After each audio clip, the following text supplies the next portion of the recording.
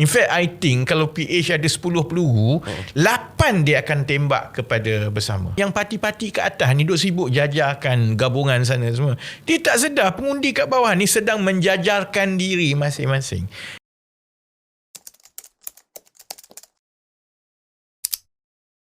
Now, nak jawab yang kata orang akan selalu tuduh lah, terutamanya PH lah. PH akan serang habis-habisan. In fact, I think kalau PH ada 10 peluru, 8 dia akan tembak kepada bersama. 2 je. Satu ditembak PN, aku rasa dia tak tembak pun lepas ni. 2 kat UMNO lah. 2 kat UMNO. 8 tu DAP terutamanya akan serang bersama habis-habisan, dan DAP akan buat begitu kerana pada pandangan DAP ialah bersama ini mesti dimatikan sekarang.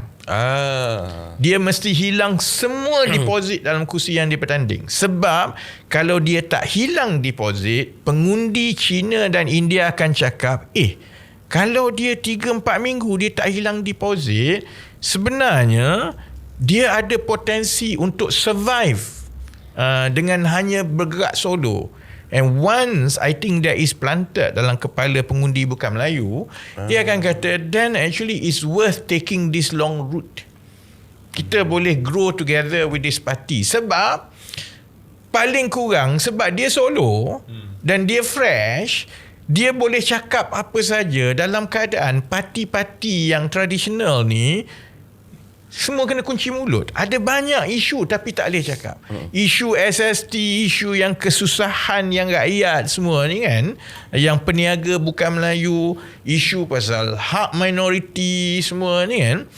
Kalau dalam DAP, oleh kerana dia menjadi sebahagian kerajaan ataupun dalam PKR sebab Perdana Menteri, sebut yang ini, tak boleh, reform takes time, nanti UMNO marah. Sebut yang itu, tak boleh.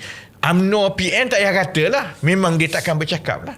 Jadi memang banyak suara-suara terpendam di kalangan pengundi bukan Melayu yang mereka sebenarnya nak lihat sebenarnya siapalah yang boleh bercakap secara berterus terang dan tanpa berlapik-lapik dah.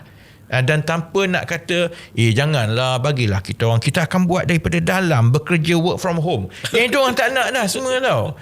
Cuma sebab itu kita tak boleh lah nak marah DAP. Kalau kita berada di tempat DAP pun, kita akan buat benda yang sama. Maksudnya kita ada satu kompetitor yang baru.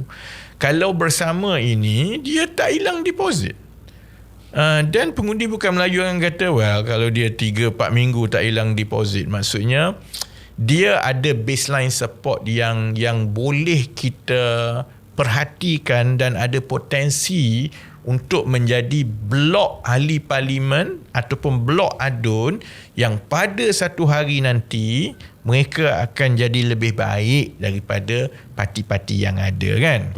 Jadi memanglah serangan utama nantinya ialah terhadap bersama lah.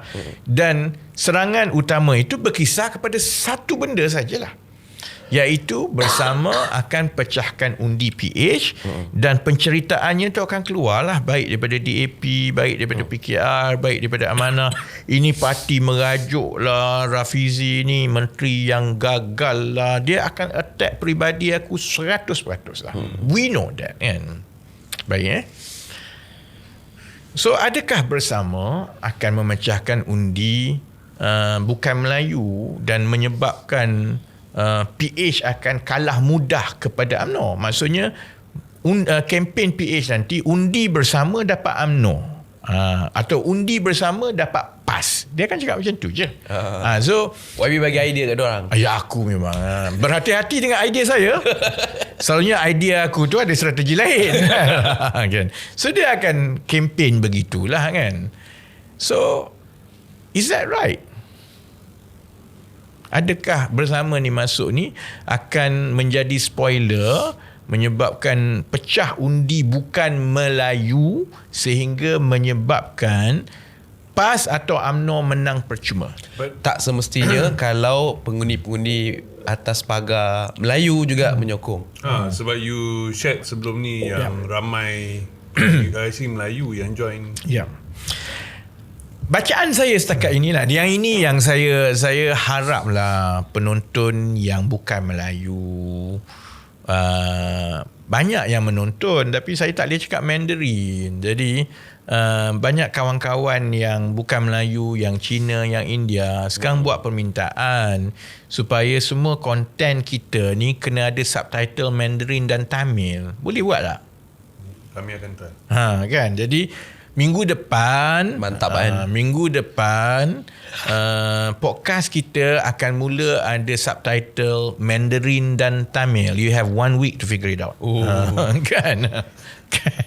Because kita ada masalah itu, iaitu yang menonton ni banyaknya ialah very educated non-Malays yang faham bahasa Melayu dan English very well, tapi ada kebimbangan, mesej ini tidak sampai kepada pengundi-pengundi biasa Cina dan India yang akan terdedah kepada character assassination dan attack begitulah.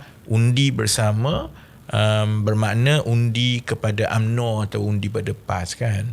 Sedangkan realitinya adalah sangat berbeza setakat ini. Memang betul lah, bersama baru 3 minggu. Kita tak boleh nak kata hitam putih ke arah itu semua. Dia step by step. Tetapi early indication, early data on weekly basis is encouraging, menunjukkan bahawa ada penjajaran semula pengundi-pengundi semua. Yang parti-parti ke atas ni duk sibuk jajarkan gabungan sana semua. Dia tak sedar pengundi kat bawah ni sedang menjajarkan diri masing-masing.